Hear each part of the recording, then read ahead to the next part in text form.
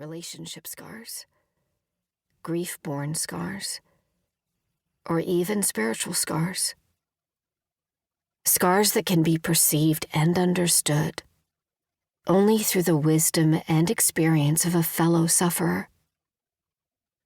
And some scars may be known only by God.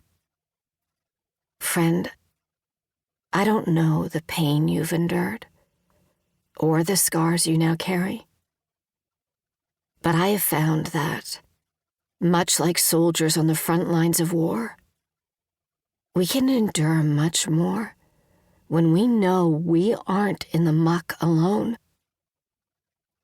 When we're in a painful battle, we wonder, will I make it through this? How will this change my life? And is there purpose in my pain? Loneliness often accompanies the crucible of pain, and we long to know we aren't alone in our suffering and that someone else understands. It's then that the stories of others who have walked similar paths have the potential to most encourage our hearts. And once we've come through the furnace of suffering, we can share our stories with others who feel the way we once did. Sometimes our stories encourage others to stay the course. Many times, stories inform and give hard-earned wisdom to someone just a few rungs down on the ladder of their own journey. Often, they inspire us to reach beyond what we thought we were capable of. Occasionally, they redirect the course of our future.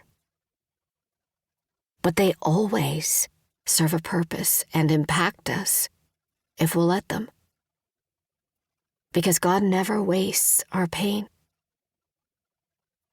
I pray that throughout this book, you will take my hand to hold and hear my heart. You are not alone in the battle. I hope each of the stories and the sacred scars they represent offer you strands of hope that you can weave into a lifeline when your own hope wanes.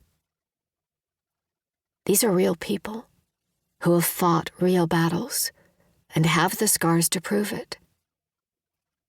Let their stories encourage you, inform you, teach you, motivate you, and comfort you. Just like in my other books, I've provided a recommended playlist of songs to encourage you on your healing journey. The entire playlist can be found at drmichellebengtson.com/resources/playlists. I've also given you a scarred perspective, a biblical promise to hold on to until your wounds are fully healed and your sacred scars formed. Growth and healing often take place within community, and sometimes we don't see our potential or recognize God's hand at work in our lives until others bring it to our attention.